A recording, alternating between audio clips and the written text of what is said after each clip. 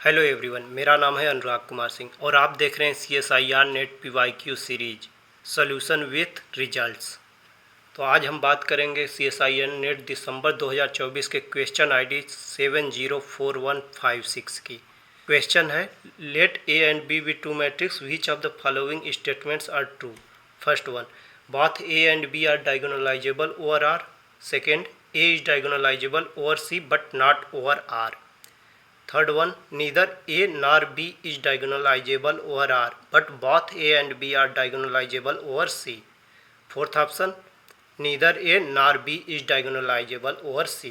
तो हमें जो मैट्रिक्स गिवन है वो है A इक्वल टू 0 0 1 1 0 0 0 1 0 और यहाँ पर B है 0 0 1 0 1 0 0 0 0 1 0 0 0 0 0 1। तो अगर हम ऐसे डायगोनलाइजेबिलिटी की बात करें तो इसकी आइगन वैल्यूज 1 1 1 रो सम 1 है तो 1 हो जाएगी, इसकी भी 1 है तो 1, एक आइगन वैल्यू तो 1 हो जाएगी। लेकिन बाकी के दो आइगन वैल्यू ए के लिए हम तो मान लीजिए किसी तरह फाइंड कर सकते हैं, लेकिन बी के लिए फाइंड करना थोड़ा मुश्किल है। लेकिन अगर आप ध्यान से देखें तो आप देखेंगे कि ए मैट्रिक्स में सारी इंट्रीज जो 1 है और बाकी उसकी जो रो और कॉलम की इंट्रीज हैं वो 0 हैं, किसी भी रो और कॉलम में आप देखिए। उसी तरह बी में भी 1 1 1 1 बाकी सारी इंट्रीज 0। तो ये जो मैट्रिक्स है ये एक स्पेशल प्रकार के मैट्रिक्स हैं और इन्हें बोलते हैं परम्यूटेशन मैट्रिक्स। तो आइए परम्यूटेशन मैट्रिक्स के बारे में कुछ जान लेते हैं। परम्यूटेशन मैट्रिक्स, तो आइए पहले परम्यूटेशन मैट्रिक्स को डिफाइन करते हैं। मान लीजिए टी कोई लीनियर ट्रांसफॉर्मेशन है Rn टू Rn, मतलब लीनियर ऑपरेटर हो गए, such that T of x1 x2 xn goes to x sigma 1 x sigma 2 and so on x sigma n, where sigma belongs to Sn और Sn हमारा permutation group है। Permutation group के बारे में अगर आप नहीं जानते हैं तो उसके बारे में आप ग्रुप थ्योरी में पढ़ सकते हैं। और तब then P sigma is defined एड T बीटा, और यहाँ पर बीटा स्टैंडर्ड बेसिस है। स्टैंडर्ड बेसिस मतलब बीटा में हो जाएंगे E1 E2 En standard basis. तो यहाँ पर जो मैट्रिक्स बनेगी वो हो जाएगी E sigma 1 E sigma 2 and so on E sigma n। इस मैट्रिक्स को हम लोग बोलते हैं permutation matrix, called permutation matrix. तो पहले एक एग्जांपल से समझते हैं परम्यूटेशन मैट्रिक्स होता क्या है। मान लीजिए टी कोई है R5 to R5 linear operator है और डिफाइंड है T x1 x2 x3 x4 x5 is equal to x2 x4 x5 x1 x3।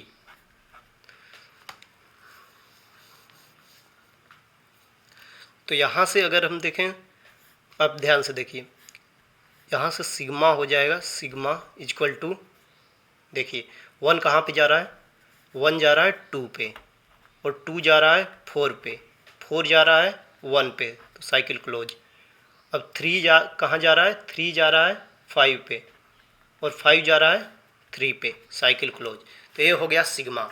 और यहाँ से हम P सिग्मा निकालें तो P सिग्मा हो जाएगा P sigma equal to E sigma 1, sigma 1 क्या होगा, sigma E sigma 1 E sigma 2 E sigma 3 E sigma 4 E sigma 5 इक्वल टू, अब E सिग्मा 1 क्या है 2, E2 और सिग्मा 2 क्या है 4 E4, सिग्मा 3 क्या है E5, सिग्मा 4 क्या है सिग्मा 4 1 E1 और सिग्मा 5 क्या है 3 सिग्मा 3। अब इसको लिख लेते हैं। E2 क्या होता है सेकेंड इंट्री 1 बाकी सारे 0 0 1 0 0 0, E4 0 0 0 1 0, E5 0 0 0 0 1, E1 1 0 0 0 0 और E3 हो जाएगा 0 0 1 0 0। तो ये मैट्रिक्स हो गई। और अगर हम टी बीटा अगर उस तरीके से निकालें इक्वल टू देखें टी बीटा है कि नहीं, तो टी बीटा क्या होगा, पहले 1 जा रहा है 1 लेंगे E1 को निकालेंगे 1 बाकी सारे 0, तो ये जा रहा है 1 यहाँ पे, तो मतलब 4, तो इसको लिखेंगे 0 0 0 1 0 पहला कॉलम। अब दूसरा कॉलम देखेंगे x2 को 1 ले लेंगे बाकी सारे 0, तो x2 1 बाकी सारी 0, तो x2 1, तो यहाँ पे 1 हो जाएगा x2 कहाँ पे है वो पहले पोजीशन पे, तो पहला पोजीशन 1 बाकी सारे 0। अभी x3 को 1 लेते हैं बाकी सारे 0, तो x3 पाँचवें पे आ रहा है, तो 0 0 0 1, तो टी बीटा रुकिए इसको क्लियरली निकाल ही लेते हैं। मान लीजिए टी x1 E1 निकालते हैं, E1 मतलब 1 बाकी सारे 0, x1 को ले लेते हैं, तो इसका इमेज क्या आएगा 0 0 0 1 0 और TE2 हो जाएगा। अब यहाँ पे x2 पे 1 लेंगे तो ये हो जाएगा x2 पे 1 1 0 0 0 0 0। अब यहाँ से TE3 x3 नॉन जीरो, तो 0 0 0 0 1, TE4 हो जाएगा x4 नॉन जीरो बाकी सारे 0 0 1 0 0 0 और TE5 हो जाएगा TE5 0 0 1 0 0। तो यहाँ से अगर हम मैट्रिक्स बनाते हैं टी बीटा, तो टी बीटा क्या आएगा, पहला देखिए 0 0 1 0, तो ये हो जाएगा, ध्यान से देखिए 0 0 1 0, तो इसको हम लोग कॉलम में लिख लेंगे 0 0 0 1 0 और दूसरा 1 0 0 0 1 0 0 0 0 0 0 0 0 1 0 1 0 0 0 0 0 1 0 0 और ये देखिए यही है आपका टी सिग्मा। तो उम्मीद है आपको अब समझ में आ गया होगा परमुटेशन मैट्रिक्स क्या होता है और कैसे होता है। अब आइए परमुटेशन मैट्रिक्स के रिजल्ट्स के बारे में जानते हैं। बहुत ही इंपॉर्टेंट रिजल्ट्स हैं इसके। रिजल्ट नंबर 1, पहला result, determinant of P sigma equal to signature of sigma. अगर सिग्नेचर के बारे में आप फिर से ग्रुप थ्योरी में जाके सिमेट्रिक ग्रुप के बारे में पढ़ सकते हैं या परमुटेशन ग्रुप। और यहाँ पे P इनवर्स जो होता है वो हो जाता है P ट्रांसपोज के बराबर। और एक कंडीशन किसकी होती है, ए मैट्रिक्स, ऐसे जो भी मैट्रिक्स होते हैं इनको बोलते हैं ऑर्थोगोनल मैट्रिक्स। ऑर्थोगोनल मैट्रिक्स मतलब P जो होता है हमेशा ऑर्थोगोनल मैट्रिक्स होता है। परमुटेशन मैट्रिक्स दैट इज, इसको फिर से लिख लेते हैं, that is P sigma is orthogonal matrix. तो प्रॉपर्टी नंबर 3 पे आते हैं। प्रॉपर्टी नंबर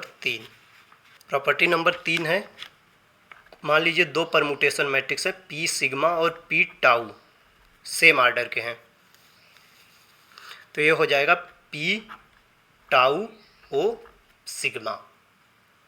और इसके बाद चौथी प्रॉपर्टी, कोई भी मैट्रिक्स है let A be any matrix of order n cross n, then left multiplication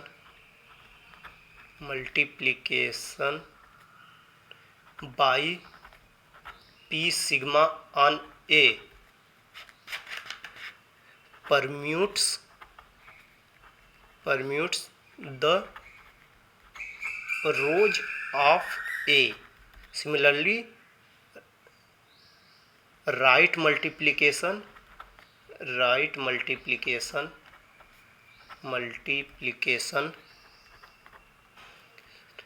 by p sigma on A permutes the column of A. इसको एग्जाम्पल से समझते हैं। एग्जाम्पल देखिए, मान लीजिए एक कोई मैट्रिक्स है 1 2 1 3 2 0 1 1 3 और सिग्मा है p सिग्मा इक्वल टू 0 0 1 0 2 0 1 0 1 0 0। तो यहाँ से सिग्मा हो जाएगा 1 गया 3 पे और 2 जहाँ 3 गया 1 गया 3 पे और 3 1 पे ही है, तो 1 3। वहाँ पे हमने सीखा था किसी भी सिग्मा से मैट्रिक्स कैसे निकालते हैं। यहाँ पर देखिए किसी भी मैट्रिक्स से उसके सिग्मा को कैसे निकालते हैं परमुटेशन मैट्रिक्स के से। इसमें देखिए 0 0 1 है तो पहले इंट्री पे कौन सा रो है, तीसरा वाला। आइडेंटिटी में तीसरे नंबर पे होता है तो पहले पे तीसरा वाला है, E3 है ये, और तो पहला कहाँ पे है, तीसरे पे। इसको थोड़ा ध्यान से समझिएगा, फिर से मैं बताता हूँ। मान लीजिए वहीं पिछला वाला एग्जाम्पल लेते हैं, उसमें मैं आपको फिर से समझाता हूँ। आइए यहाँ पर देखिए, जैसे मान लीजिए मैट्रिक्स ए दिया हुआ है और हमें सिग्मा फाइंड करना है। तो यहाँ पर देखिए ए क्या है, पहला पोजीशन है, पहला रो, और यहाँ पे सिग्मा हमें मान लीजिए फिर से वापस से इससे लेना है। तो पहले पे देखिए पहला रो है और यहाँ पे है E2, क्योंकि 1 दूसरे नंबर पे है तो 1 कहाँ पे जा रहा है, 2 पे। अब 2 पे आते हैं, दूसरे रो में देखते हैं तो यहाँ पे चौथे पोजीशन पे 1 है, मतलब E4, तो 2 गया, यहाँ पे सिग्मा इसका निकालते हैं हम लोग। 1 गया कहाँ पे, 1 गया 2 पे, और 2 कहाँ जा रहा है, 4 पे, और अब 4 कहाँ जा रहा है, 1 पे, तो यहाँ पे cycle close.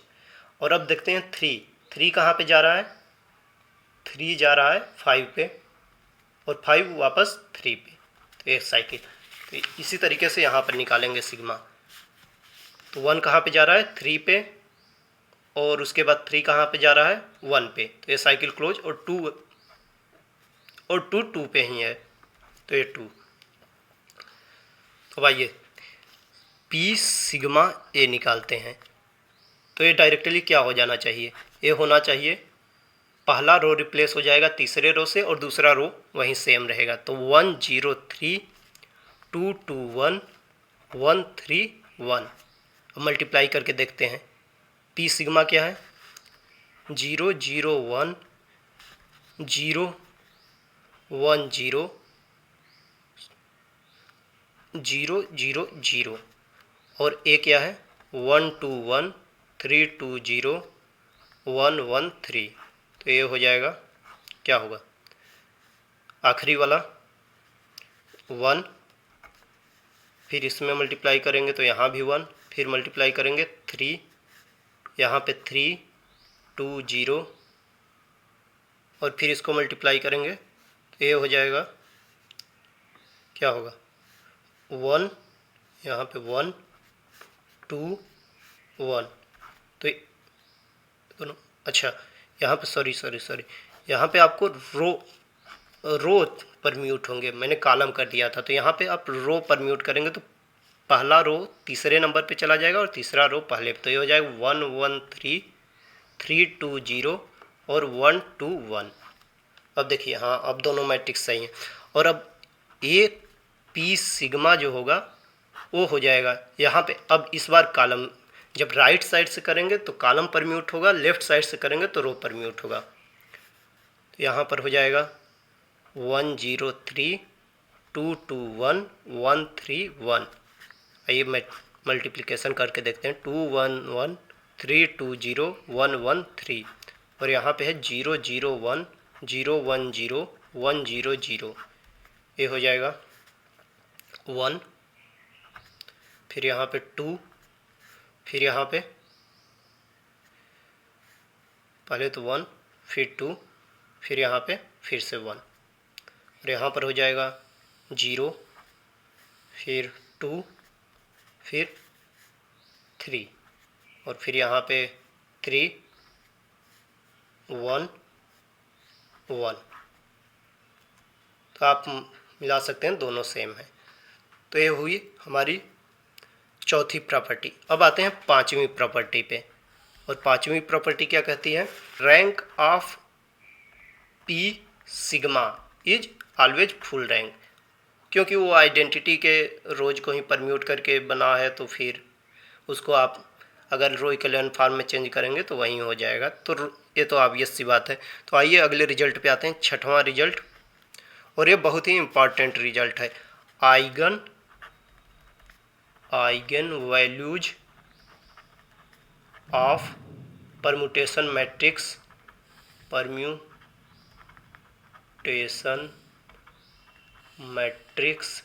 Is root of unity nth root of unity.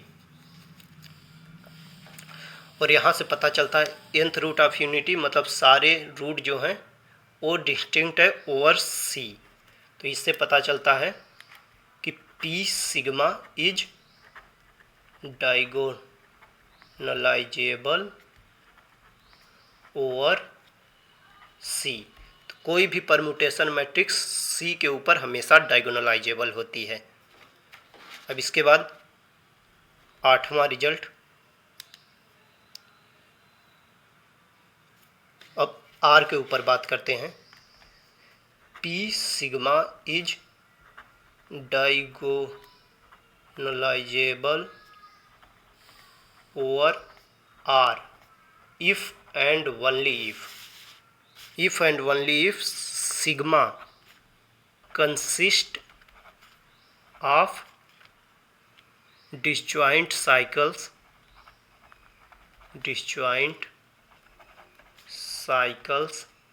of length at most 2।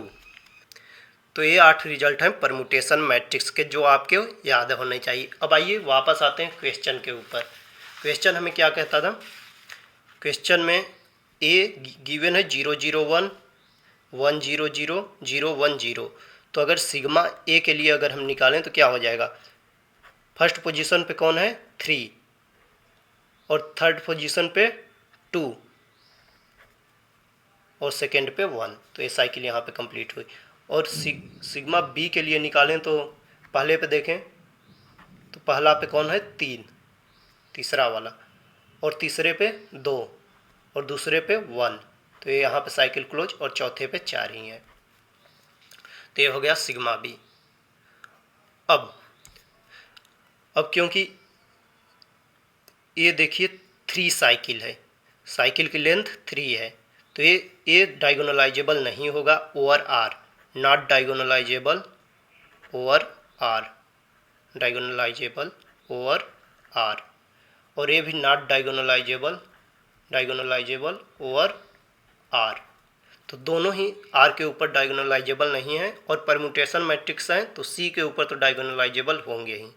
तो आइए ऑप्शन देखते हैं, both A and B are diagonalizable over R, गलत। A is diagonalizable over C not over R, बिल्कुल सही बात है, A is diagonalizable over C but not over R. Neither A nor B is diagonalizable over R, but both A and B are diagonalizable over C. बिल्कुल सही बात है, दोनों ही R के ऊपर डायगोनलाइजेबल नहीं है लेकिन C के ऊपर डायगोनलाइजेबल हैं। और चौथा रिजल्ट कहता है neither A nor B is diagonalizable over C। ये भी बिल्कुल सही है। सॉरी ये बिल्कुल गलत है क्योंकि दोनों ही डायगोनलाइजेबल हैं C के ऊपर। तो करेक्ट आंसर हो जाएगा 2 और 3। तो एक बार आंसर मार्क करने से पहले भी आपको उसे ध्यान से देखना चाहिए। और अगर आपको अब किसी भी क्वेश्चन को पूछना है तो आप हमें टेलीग्राम चैनल पे जाके पूछ सकते हैं। और अगर आपको इस क्वेश्चन से रिलेटेड कोई भी डाउट है तो उसे भी आप टेलीग्राम चैनल पे पूछ सकते हैं, या और अगर परमुटेशन मैट्रिक्स के बारे में और आप कुछ पूछना चाहते हैं उससे आप कमेंट सेक्शन या फिर हमारे टेलीग्राम चैनल पर पूछ सकते हैं। और आपको नेक्स्ट क्वेश्चन कौन सा चाहिए वो आप मेंशन कर सकते हैं यहीं। तो चलिए मिलते हैं अगले वीडियो में।